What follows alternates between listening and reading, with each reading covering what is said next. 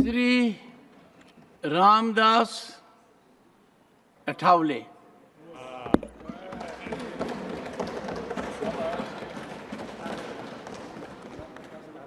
Very briefly.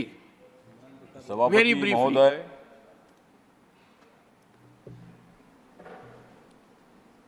माननीय मोदी जी ने दिया है 80 करोड़ गरीबों को रेशन। माननीय मोदी जी ने दिया है 80 करोड़ गरीबों को रेशन, इसलिए माननीय राष्ट्रपति जी का बहुत ही अच्छा था अभिभाषण। मोदी जी कर रहे हैं मजबूत नेशन, मोदी जी कर रहे हैं मजबूत नेशन, इसलिए मैं यह दे रहा हूं आपके सामने मेरा भाषण।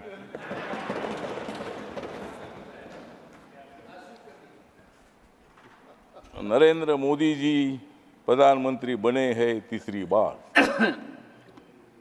क्योंकि कांग्रेस और इंडिया आघाड़ी की हो गई है हार।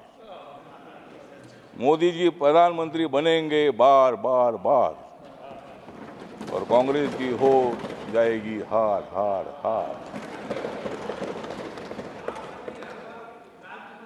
संविधान बदलेगा ये प्रचार झूठा था, संविधान बदलेगा ये प्रचार झूठा था, क्योंकि कांग्रेस ने सारा देश लूटा था।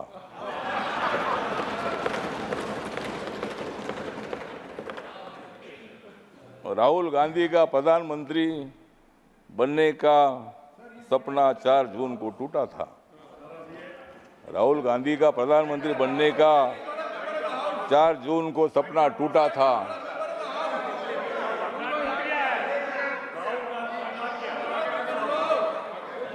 और मोदी जी के खिलाफ वन सेकेंड इंडिया आघाड़ी का प्रचार झूठा था। एक सेकेंड।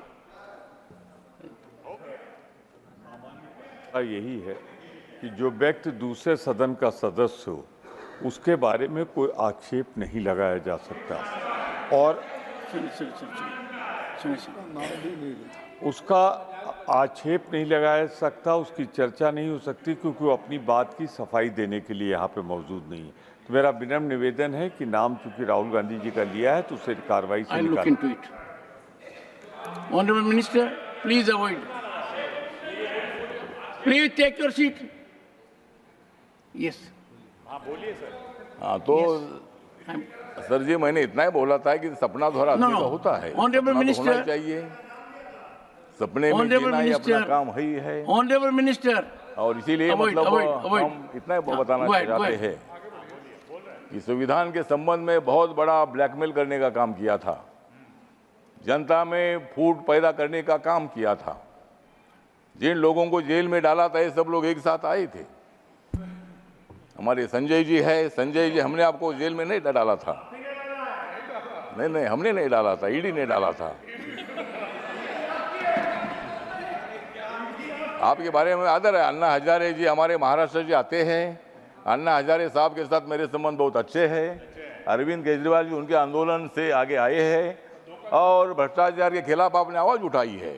आम आदमी पार्टी है, आप पार्टी है, आपने काम अच्छा किया था, लेकिन थोड़ी गड़बड़ हो गई, इसीलिए ऐसा हो गया। अब तो इसीलिए ठीक बात है। तो इसीलिए हमारा कहना इतना ही है कि संविधान के बारे में बाबा साहब अम्बेडकर जी ने संविधान लिखा है। जिस बाबा साहब अम्बेडकर जी ने संविधान लिखा, आज बाबा साहब का नाम लिया जाता है, संविधान का किताब दिखाया जाता है। लेकिन मैं इतना बताना चाहता हूं, ये कांग्रेस पार्टी ने बाबा साहब को 2 बार हराया था। 1952 में मुंबई में लौगुलो मतदार संघ से बाबा साहब को हराया था। 1954 में भंडारा से बाबा साहब को हराया था, और बाबा साहब अम्बेडकर जी को भारत रत्न नहीं दिया था। बाबा साहब का फोटो सेंट्रल हॉल में नहीं लगाया था। और आज बाबा साहब की बात करते हैं, आज आप संविधान दिखाते हैं। संविधान दिखाओ, लेकिन संविधान के जैसा आपको बर्ताव करने की आवश्यकता है, और इसीलिए संविधान कोई बदल नहीं सकता है। नरेंद्र मोदी जी माथा टेकर शपथ लेते हैं। 26 नवंबर 1949 को संविधान का ड्राफ्ट बाबा साहब ने दे दिया था, तो वो दिन मोदी जी संविधान दिन मनाते हैं, और आप बोलते हैं कि भाई संविधान बदलेंगे। मोदी जी ने बाबा साहब के काम इतने पूरे किए हैं। मुंबई में हिंदू मिल की जगह पर 3600 करोड़ की जमीन बाबा साहब के मेमोरियल के लिए दी है, और वहाँ 1200-1300 करोड़ का मेमोरियल बन रहा है। डॉक्टर अंबेडकर फाउंडेशन आपने बनाया था, कांग्रेस पार्टी ने बनाया था, लेकिन वो खाली ऑफिस ही था। मोदी जी आने के बाद वहाँ इतनी बड़ी बिल्डिंग बन गई है। जहाँ बाबा साहब ने संविधान लिखा, वो 26 अलीपुर रोड पर इतना सुंदर मेमोरियल बन चुका है। इतने काम करने वाले मोदी जी संविधान कैसा बदल सकते हैं? वो कांग्रेस को बदल सकते हैं, लेकिन संविधान नहीं बदल सकते हैं। तो संविधान बदलना इतनी मामूली काम नहीं है, और उसमें अमेंडमेंट करना इसका मतलब संविधान बदलना नहीं है। बाबा साहब अम्बेडकर जी ने संविधान सभा ने ही अमेंडमेंट करने का अधिकार पार्लियामेंट को दे दिया है। और जब भी मतलब नया कानून बनाना होता है, पुराने कानून में कोई मतलब अमेंडमेंट होती है, वो अधिकार पूरा अपने को होता है। और इसीलिए मुझे लगता है वो संविधान बदलना ऐसा हम नहीं बोलते हैं, लेकिन आप लोग इसी तरह का काम प्रचार कर रहे हैं। सब इतने नेता मोदी जी को हराने के लिए इकट्ठा आए हैं, लेकिन तुम मोदी जी को हरा नहीं सकते हैं। मैं मोदी जी के साथ हूँ। मतलब ठीक बात है, आपको लोकतंत्र में अधिकार है, आपकी सीट ज़्यादा ये अच्छी बात है, और आप इतनी ज़्यादा सीट ना आए कि आप उधर ही रहे और हम इधर ही रहे, मतलब ऐसा भविष्य में होगा तो ठीक बात है। तो अगले बार भी आप ट्राई करिए।